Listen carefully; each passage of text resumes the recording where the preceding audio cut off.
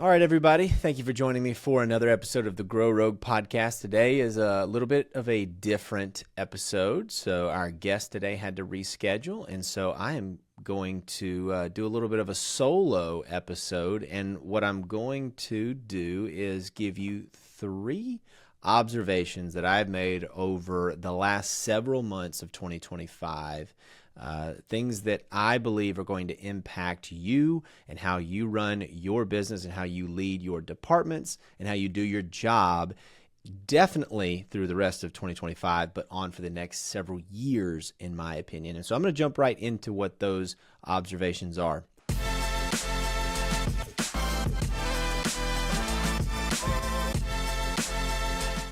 First observation is that speed can be a competitive advantage.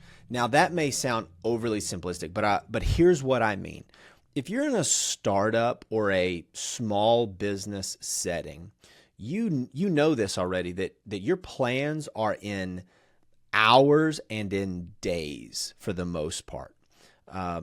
It's because you don't have to move a lot of things in order to get things done, right? It might mean changing up your to-do list for the day, or it might mean rescheduling or scheduling a few meetings with some members on the team, and then things can get done.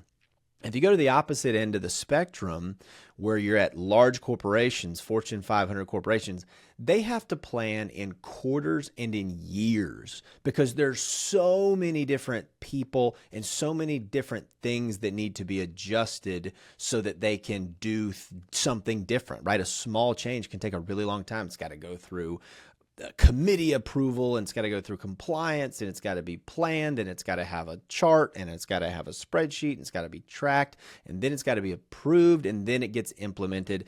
And before you know it, 3 months have gone by before we've actually laid that first brick. Medium-sized, small, in smaller businesses, they're sort of in the middle. They plan in weeks and in months, right? Well, I am going to tell you, I'm here to point out that that's why the game works, right? That's why smaller businesses and startups actually are able to gain a competitive advantage over larger, more entrenched competitors, because they're able to move fast and bigger companies cannot move as fast. And that right there is the gap. So if you are leading either a startup or a fast growth business, then you've got to take your plans and you've got to say, how can we get this done faster without breaking things? And that's going to lead me to the next observation, actually, because these stack. And what I mean here, what I'm talking about here, is the innovator's dilemma.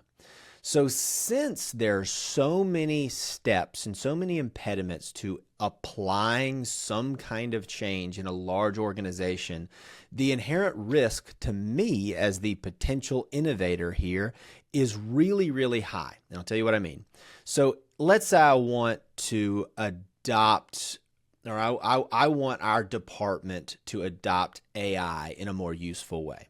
So what I've got to do is I've got to create a plan. I've got to get some research. I've got to go to my superior, or I've got to go to my board, and I've got to get a, approval from legal. And I've got to then get a group of people that are going to test this. And then we're going to decide when the testing begins. Then we're going to have to set up parameters from which we are testing. Then if we actually get the first test in place, then we're going to have a report, and we're going to have a discussion about it. And 6 months has gone by. If I do all that and it doesn't pan out, I have wasted that company a lot of time and money, and that's a decision that gets you fired. If I'm leading a fast growth startup or small business, in that 6 months, we've tested 50 different times how to do that thing. We found all the ways that don't work, and then we've arrived at the way that does work. And so I'm able to be an innovator in that higher speed, higher turnover, much higher iteration environment where the pressure of failing is a lot lower. And in fact, the reward for success is a lot greater. If I'm able to do something in that example, if I want to, the team to adopt AI and we're able to actually roll out a product faster, or we're able to roll out marketing faster, and we are able to get new business and grow substantially because of that, well, then the rewards are mine to bear. And so that's the innovator's dilemma that I've noticed. And so what I would then suggest as a takeaway, so since you've got that speed as a competitive advantage because you're smaller, because you might be able to move a little bit faster, you've got to also, as a leader, create an environment where testing, experimentation, and even failure is encouraged, as long as we are getting closer to something that dramatically or at least measurably improves the company. And the final thing I want to present as an observation that I've just seen over the last several months is something that I'm calling capitalists versus artists. So an artist is someone who creates something simply because it is beautiful. And there's nothing wrong with that. And the world is better for having artists. But the problem is there's a term called starving artists for a reason, right? Typically, artists are not your best capitalists. In fact, most of the artists that you know best, Van Gogh, he was totally broke and thought he was a failure his whole life. It wasn't until after he died that he actually became well known, and now his art is worth millions and millions of dollars. It's because he was building he was creating something that was beautiful.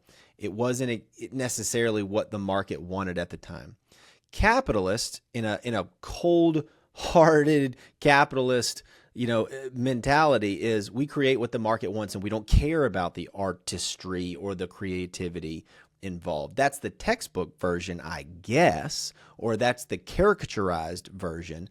But the best capitalists are actually artists, or at least they know how to apply their artistry and their creativity to make a product that is more attractive to the market.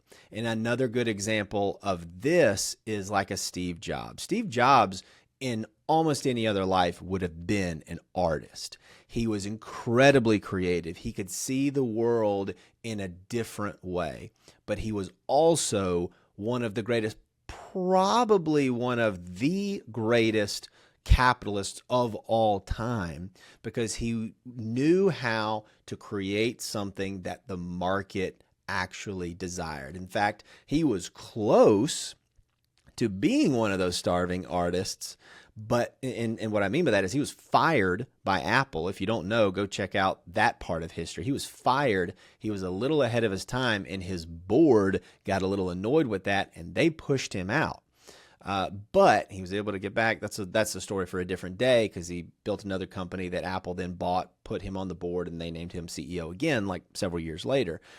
But because of the speed, the advantage that he had, because he was able to move quickly and iterate and test, which was that first observation that I mentioned, and in an environment when it was encouraged to test and iterate and fail, that next company that he started, which was actually called Next, he was then able to use that as a leap. What is it? A lily pad leaping back into the leadership of Apple.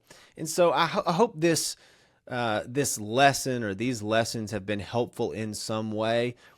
If this was a complete rambling bit of nonsense, I hope you at least enjoyed the journey.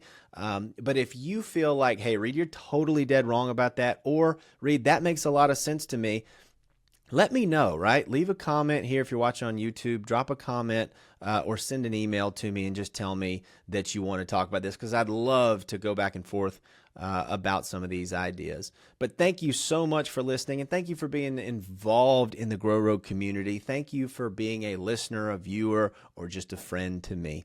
I hope you all will join me on the next episode of the Grow Rogue podcast, and we're going to have one of these awesome guests that we've got lined up. But between now and then, I wish you the very best. Thanks so much.